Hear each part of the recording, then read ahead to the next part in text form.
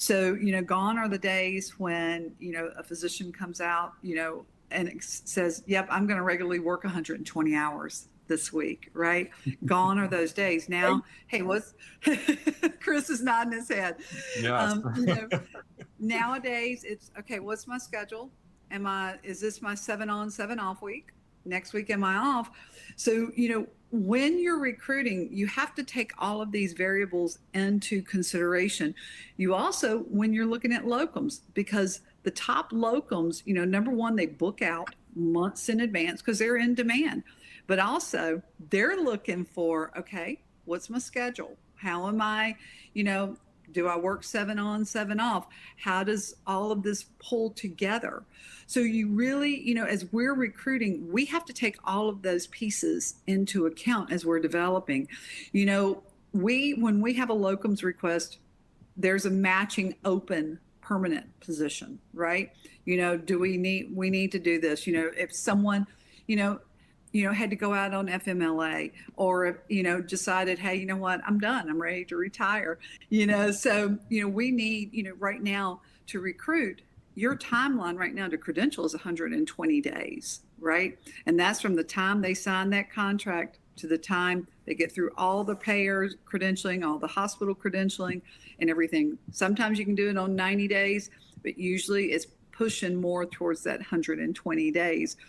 So you've got a gap to fill. And then, we're seeing more in the market where, in the physicians with their notice periods, it's anywhere from, 120 to 180 days now. And, because when you build in that 180 days, you have to have the time. That gives you the time to recruit and then get someone here. So, when we're looking at all of this, we look at it in its entirety. How long before we have someone?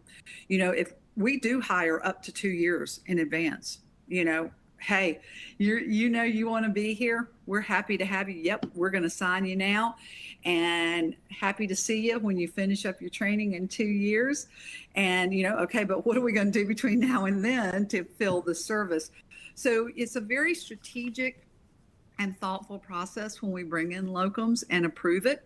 Lots of questions you need to ask. Have I exhausted every other means, to fill this opening? Have I gone to other physicians within our medical group who maybe they live an hour away, but hey, you know what? Maybe I'd like to pick up some extra shifts. What about your PRN pool?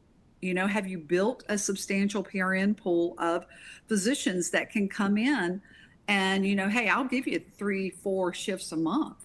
So you have to look at all of these pieces and take into consideration, is locums, because right, that premium cost, it hurts, but you just have to look at everything in its totality.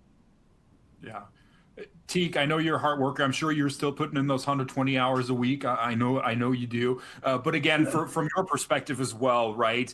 That coordination piece, why is coordinating recruiting across locums and permanent staffing then so important? And how does it help reduce those vacancy timelines and again, that premium labor dependency?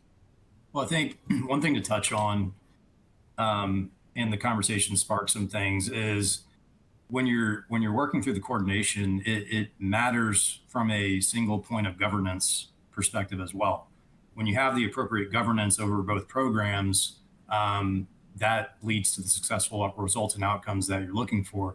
I mean, to be transparent, we structured our governance in that same way for locums and perm for that reason.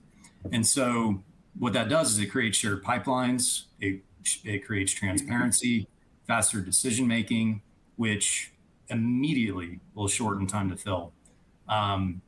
We've talked a lot about locum to perm models. Somebody said a little bit about this, but it does work very well in rural markets, limited candidate pools, or hard to recruit specialties, leadership roles, and anywhere where you identify fit is critical, it's a good option. You're going to hear the term locums to perm. You're also going to hear, I try to separate that from a working interview, right? So there's kind of 2 different candidate pools is what I'll say on that. But overall, they allow or on the locum to perm piece, it allows organizations to maintain coverage while reducing all the long-term hiring risk, which is what we're all trying to avoid if we're making a substantial investment in a provider.